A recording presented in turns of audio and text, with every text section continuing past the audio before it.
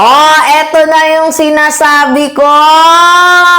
Banat now. Iyak later. Fake news now. Sorry later. Kaya ikaw, makinig ka, Leo Ray. Kasi alam namin na ikaw din yung nasa likod ni Bilatsing Iloy, ni Iloy Bugres. Oo, alam namin ikaw yung nasa likod. Ikakanta ka rin yan. Yari ka. Oo, tas yung dalawang vlogger, na nag-deactivate na ng account, hindi na makita. Iyari ka. Napaso mo na. Sabi ko sa inyo ganyan katibay itong si Melvin Matibag, hindi talaga nagpapatibag Literal na merong bitaw meron talagang gustong patunayan na trabaho lang, walang personalan. Oo, yari ka, Leo Ray. Ikakanta ka na itong mga hayop na to na ikaw yung nag-utos na yung tungkol sa sakit ni Presidente na ipakalat kasi kinanta niya sabi ba naman niya, ay nanggaling kasi yung report doon sa US. Di galing yan kay Maharlika. Oo, feeling ko. Ngayon, kung galing kay Maharlika, baka may nasa likod din ni Maharlika. Posibleng itong si Leo Ray din, mga minamahal. Pero hindi ko lang din ito mag-gets Minsan binabanatan din ni Maharlika itong bata mo na si Alpotera. Nag-aaway ba sila sa betlog ni Digongski? Tanong lang. Ngayon, ito, sige, pakita natin sa inyo.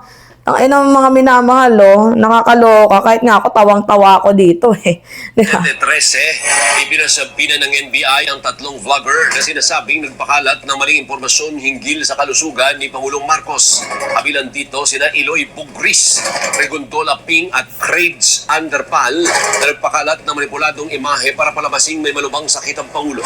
Pebrero, sila pa ng reklamo ang vlogger na si Jack Argota na umaming gumamit ng artificial intelligence para sa peking medical records ni Pangulong Marcos na ipinost sa social media para makakuha ng views at engagement. Sinampahan din ang reklamong cyber libel ang dating broadcaster na si Jay Sonza at vlogger na si Jeffrey Celis na itinuturong primary source na sinasabing peking may niluluto manong pag-aaklaslak. Gets ninyo. Nabitin yung bitin yung balita nabitin. Mga minamahal yung balita. Pero isa lang yung ibig sabihin niyan. At least may umusad na kaso. And kinumpirma din yan ni Yusek Claire Castro. Panood ko muna sa inyo, mga minamahal. Kinumpirma din yan ni Yusek Claire Castro. Po, ang binigay po na dokumento ng PCO para sa agarang malalimang pag-iimbestiga sa mga vloggers na nagpakalat ng peke patungkol sa kalusugan ng ating Pangulo. Ito po ay na-forward na po sa NBI at nagkaroon na rin po ng subpina sa tatlong vloggers para sa karampatang pag-iimbestiga ng NBI. Ito po ay si Regondola Ping, Craig Underpal, and Iloy Bugris. So, binigyan na po, nagpaabot na po na sa... Eto, wala na. Finish na pag ganyan yung usapan. Tapos na. Finish na. Ang kabagsakan mo, Leo Ray at Alpotera, nagsisimula na. Ito na yung patikim, himagsik, gante. Hindi naman gante. Kasi inutusan mong mag-fake news. Di panindigan mo kung paano mo bibigyan ng attorney, ng abogado, lalo na yung dalawa na nandito sa Pilipinas. Tapos yung isa na nandun sa ibang bansa na feeling ko hindi na din ata makakauwi dito sa bansang Pilipinas. Feeling ko din kasi TNT na si Iloy Bugris dun Or baka renew lang siya ng kanyang, hindi ko alam, yung card, I think. Kasi hindi naman siya kasal sa kanyang nobyo, sa kanyang jowa. Ano lang siya doon, naninirahan. Meron tawag doon Nakatira ka lang doon, pero hindi ka nationality. Hindi ka part ng nationality nila. 'Di ba? Kumbaga doon ka lang nakatira pero hindi ka registered na nationality ng bansang 'yon. Pwedeng ipa-deport si Bilatsing Iloy. Mga minamahal, tapos ayan na nga, banat now, sorry later. Ganon yung nangyari. Biglang nag-sorry si Bilatsing Iloy.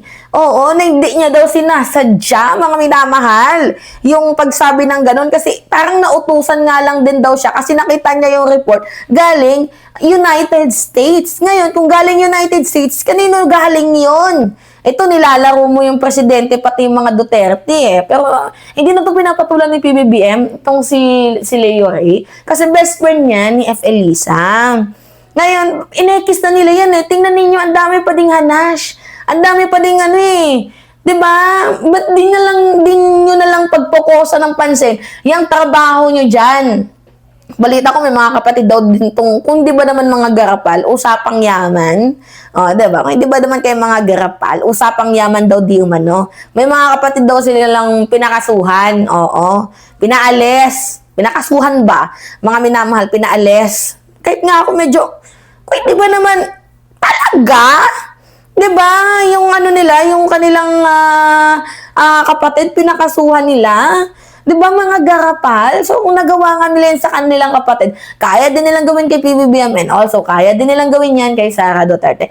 Alam namin yung mga galawan ninyo. Tingnan ninyo yung nagsisimula na. At saka alam din namin na kayo nasa likod ni Bingot. Sasabihin niyo si Bingot na, murahin mo si Sara Duterte. Partida, pares kayong Sara supporters, ha? Eh, pinapalabas lang yan ni Bingot para magkaroon ng intriga. Pamumurahin niyo si Bingot, hindi nga nakakabigkas yun. Ano, paano niya mumurahin si Sara? Munang ina ninyo. Munang ina? Ha? Munang ina muna ka. Kahit nga pangalan niya, hindi niya mabigkas ng mais. Munang ina ninyo. Diba? Anak ng Judas Barabas ko. Ano na? Oo, halos lahat na lang ata ng mura. Maimumura mo na eh, di ba? O ngayon, si Bilat Singiloy, kakamura mo sa presidente. Biglang sorry. Biglang himod biglang pakabait eh. Nasomons eh. Hindi kasi magtigil eh, di ba? May kaso na ang scamming dyan dito sa bansang Pilipinas mismo, mga minamahal at dyan sa ibang bansa. Wanted ka na nga, fugitive na yan. Tawag dito, fugitive na yan. Yang si Bilat Sing Iloy, pugante na nga eh.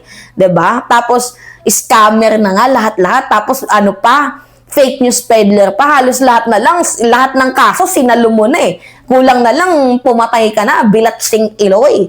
'Di ba? Tapos, wanted nga din daw yan siya dyan sa Iloilo. I don't know, for some reason. Wanted na din daw yan, kaya hindi na nga din daw makauwi yan. Ngayon, nag-change career. Dito naman siya pumasok sa scamming. Ay sa cyber libel, sa paninirang puri. Kumbaga ang ikasisira mo, ikabubuhay ko. Ano yan? St. Peter lang? Ang ikabubuhay mo, ikasisira ako po. Ilang mo, huwag mo kami pinaglalokong hindot ng yawa, fakels ka. Ano kami mga tarantado? Ano kami mga bubita bobo? Diba? No, anyway, ito na yung kapagsakan ng nitong ni Leo Ray.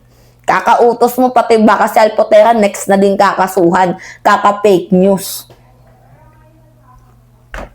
Diba mga minamahal? Anyway, it's me again, Alicia ninyo. Nagbabalik muli para sa ating panibagong video. Maraming salamat at ingat, mga kababayan.